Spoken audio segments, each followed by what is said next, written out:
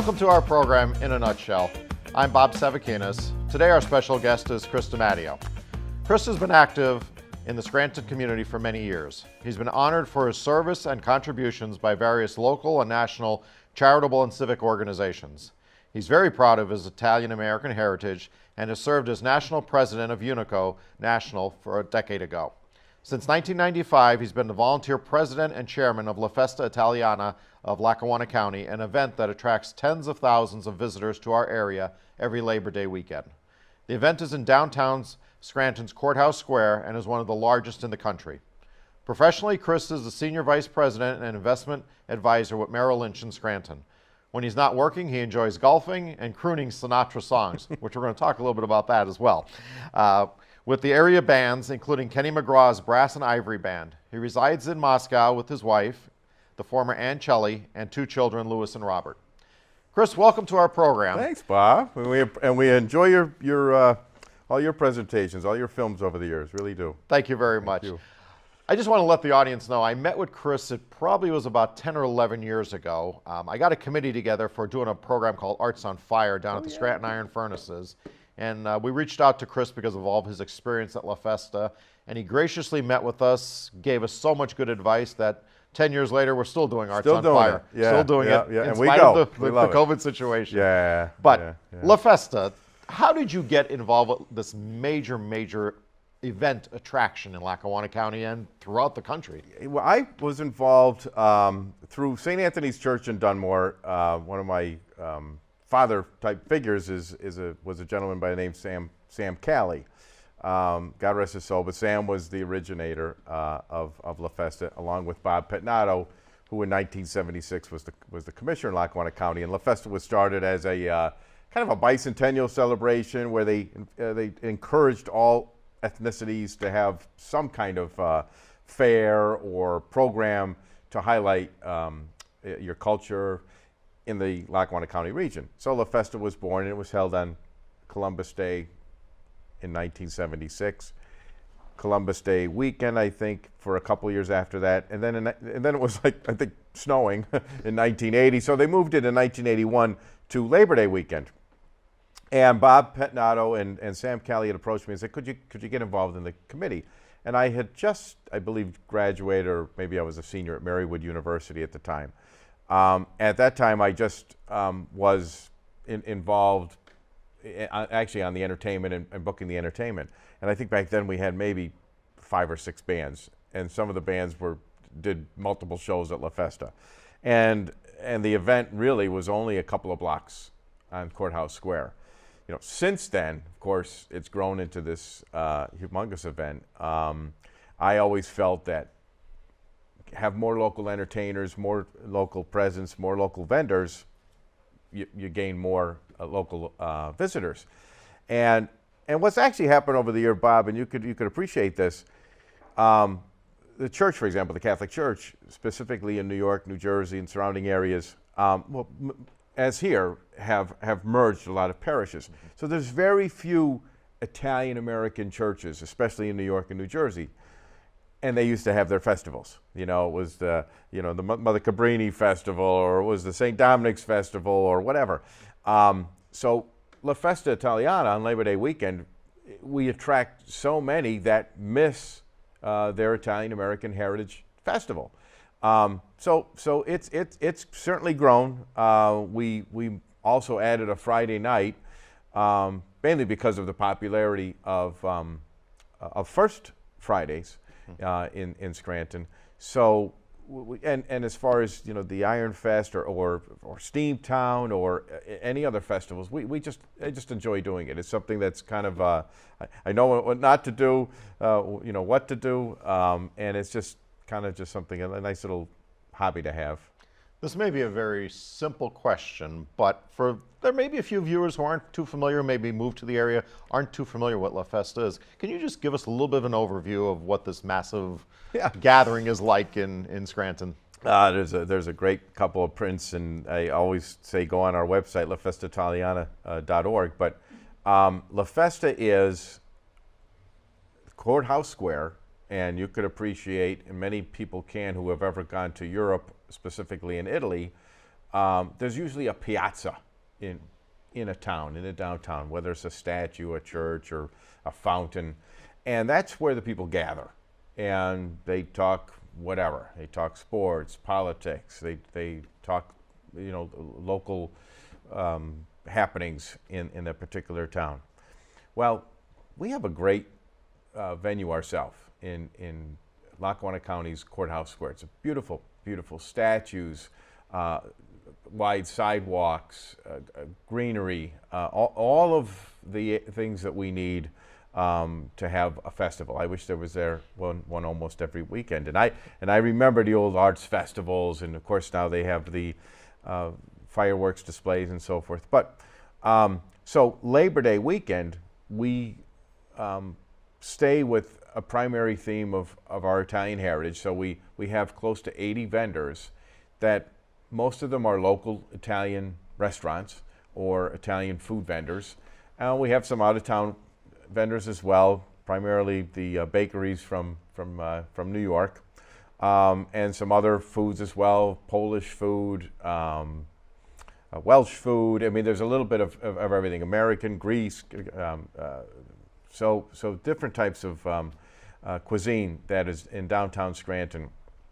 It's free. It's one of the, and I've been to every Italian festival in the country, where normally they charge an admission. Milwaukee has a big festival, but it's like $12 to get into it. We're free. You could come to La Festa Italiana and enjoy up to like 60 different bands, from old traditional Italian bands and opera and dance groups to modern, do they call it rock and roll, pop, whatever it is.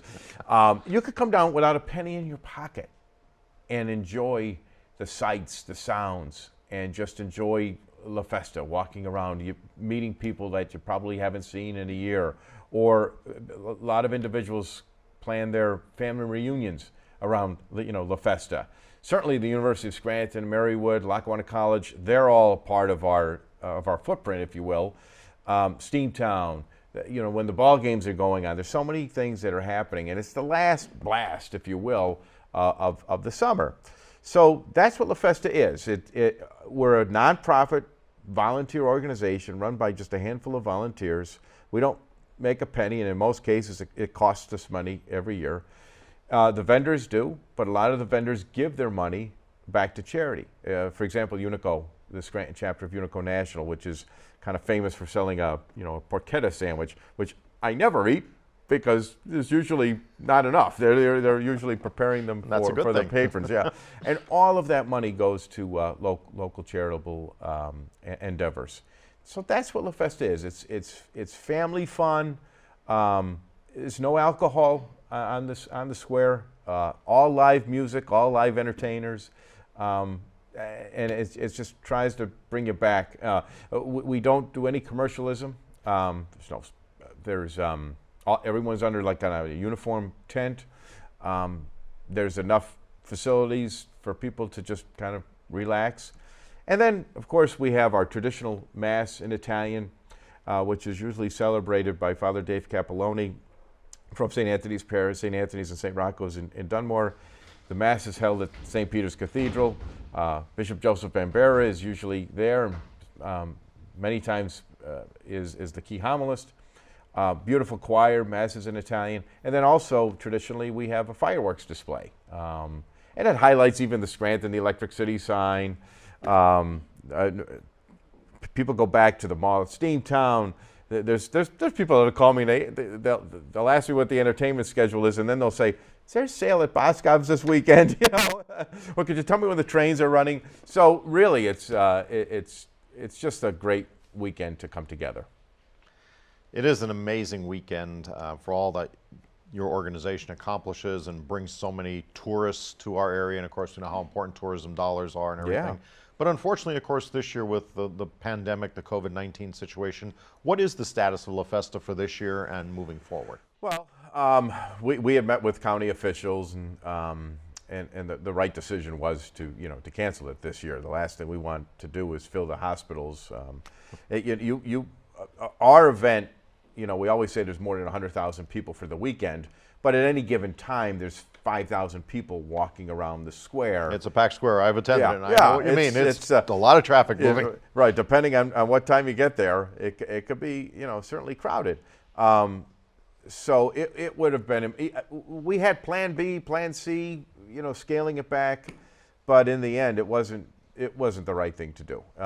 It was the right thing to do was to take a year off. But, we pride ourselves in always having enough facilities and always making the right preparations. We work with city and county government to make sure that everyone's on board and that all safety precautions and so forth are in place. Knock on wood, we haven't had any issues, so it's a good thing to be proud of.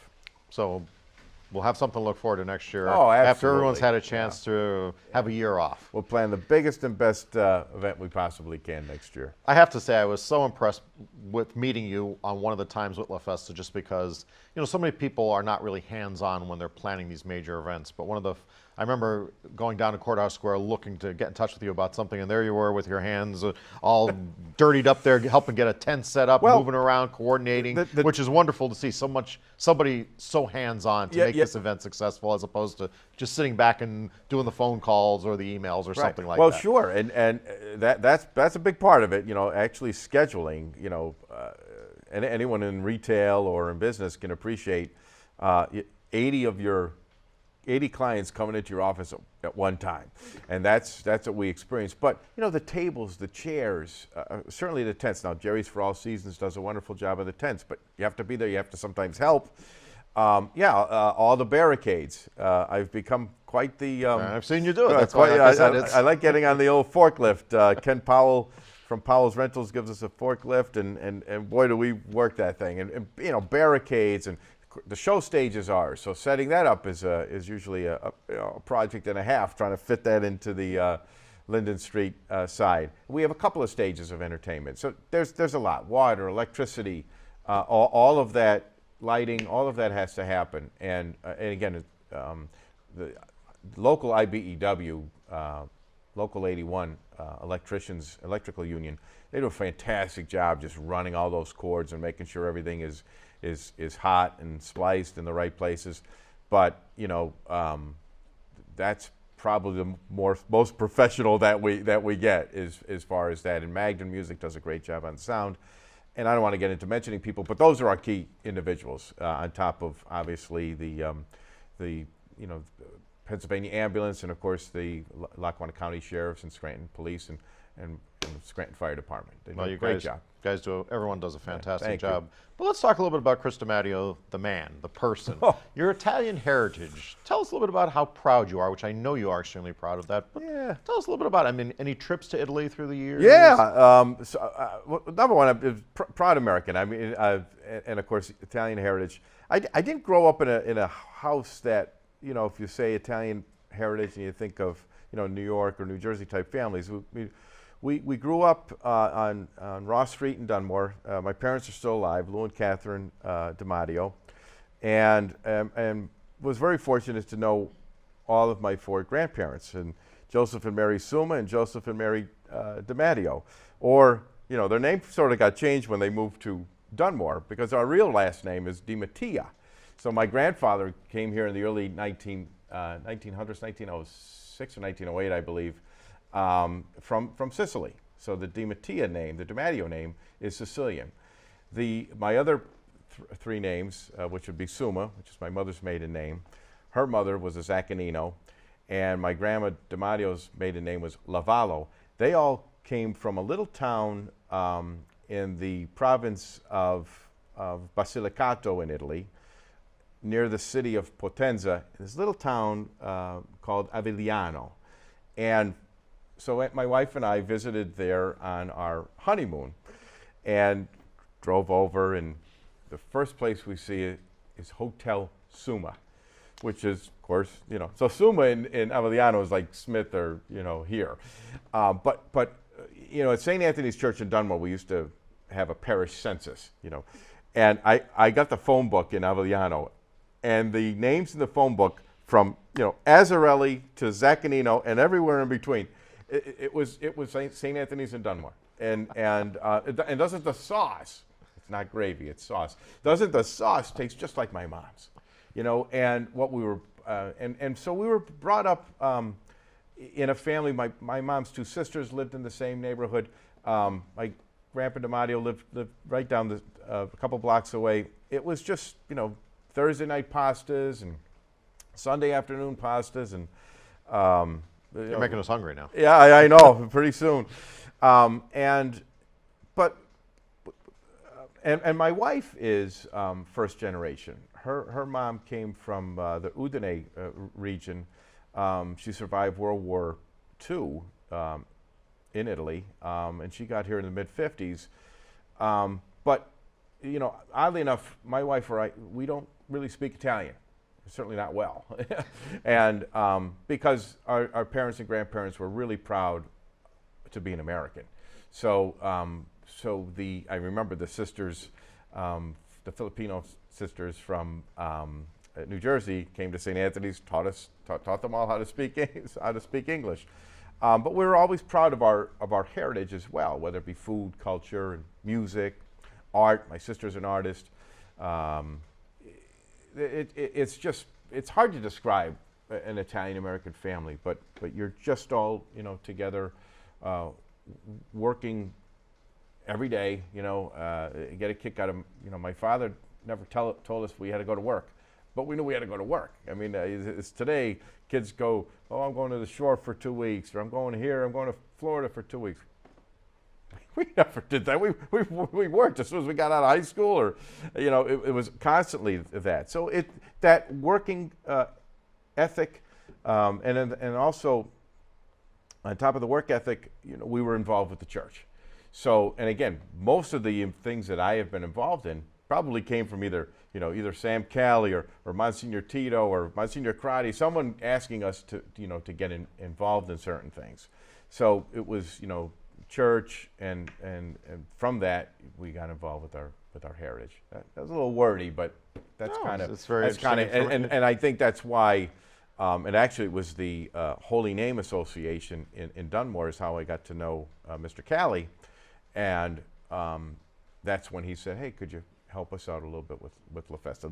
Neither did I know that, you know, it would grow to this, from just helping on the entertainment committee to literally running it for over 25 years. So. There's a legendary musical artist by the name of Frank Sinatra, who I'm sure just about every viewer knows. And from what I understand, you do a very good impression tribute to Frank Sinatra. Tell us a little bit about your musical endeavors. My mother, Catherine Suma, was in the Three Notes. They actually performed in New York City. My mom, her cousin Doris Coyer, and her sister Anne-Marie Noto. And when they performed on Major Bowes, so that's kind of where the music talent is. My grandpa Suma used to play the harmonica. He was legendary. I went to Marywood University and was always involved in theater and music, you know, my entire life. But I didn't really like Frank Sinatra. I mean, I kind of liked Bobby Darin. I liked Al Jolson. I liked the Mills Brothers. I love the Mills Brothers music, and basically the standards, the pop standards of that time. And I used to love singing it. So Bill Weber, legendary Bill Weber, who never missed a day of work at Marywood University, both on the musicals and the jazz band, asked me to sing. I was a business major, but I like vocals. He heard me sing once from one of the musicals. And when Frank Sinatra passed away, we always did like New York, New York, and a few of the standard Sinatra songs. But when he passed away, Marywood had summer music concerts, which they don't anymore, but they back in the day, for about 5 weekends of the year, the whole Commons area at Marywood would be filled with individuals, just, again, free music. And Bill Weber made these productions happen. Well, after Sinatra died, we thought, why don't we do a show just dedicated to Sinatra? And that's where it started. And then Kenny McGraw. And your legend was born as. Yeah, anyway. Just singing it. And really, Bob, it's just a hobby. I mean, we don't even practice. You know, we did a recording with Kenny and Marco Marcinko a few years ago, and it's just, God gives you gifts, and literally, I practice when I'm traveling. I sing in the car, But great arrangements, a great band. I always thought made the singer. I always thought the bands made Sinatra, and I do try to now, I don't want to say copy, but at least do some of the style that Frank does. And in our concerts, we try to actually, I tried to tell a story of Frank. The good points that he had, and just like he did, he would tell a story of the song rather than just get up and sing it. Anybody could get up and sing a song. We try to tell a story and intricate the band as well. Is there a favorite song or two that you like to perform? I know you're telling the story, but what do you like most of all telling? Singing? There's so many. People will say New York, New York, and My Way, and Fly Me to the Moon, and they're great numbers. But I love a lot of the ballads. All the Way and What for My Baby, and because Sinatra was a saloon singer. He started just singing in small saloons and sad songs that they would play with a piano player near the bar, and there were one or two people at the bar. That's how he started in Jersey. Then, of course, he got to the big saloons in of course, Atlantic City and Vegas. But I love a lot of the old recordings and some of the new arrangements. But there aren't too many songs that I don't like. But some of them that just bring out the voice, too many to mention. Too many to mention. Okay.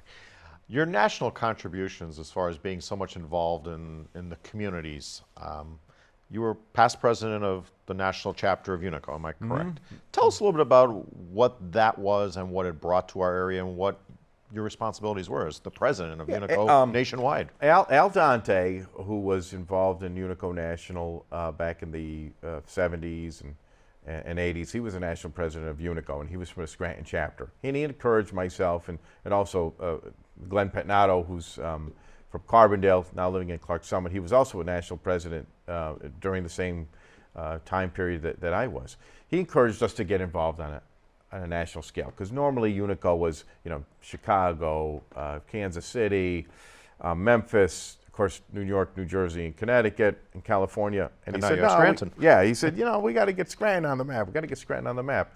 So we did. We got involved, and just like any other organization, people encourage you to get involved nationally. And I talked to my wife and family at the time, and of course the chapter was very active. And Unico National, the friends that I have throughout the country, they're like a second family to me. So it wasn't like, okay, I gotta go here, I gotta go there. It was family. I enjoy going to those places and going to the Italian festivals in Kansas City or San Diego or the museums in Chicago, and certainly all the places in Jersey, New York. That was fun. It was a lot of fun, and those people are still great friends of mine today. And of course, the charitable endeavors. I mean, we raised so much money to not only encourage and promote our Italian-American heritage, but also to help those in need, whether it be an earthquake, a relief effort in Italy, or right here in New Orleans. When it comes to helping to save lives and giving to that, Unico is usually right at the forefront. They are a very large Italian-American organization. Right now we're actually helping efforts to save Columbus statues, which were put up by Italian-Americans who lost members in military or whatever, and things that people are saying about Columbus, gosh, they happened. This isn't the show for it, but it happened 400 years after he died. Right. But it's more than just a statue. It's our heritage. It was built by people, their own money, their own masonry talents, and it's something it's something of pride for our heritage.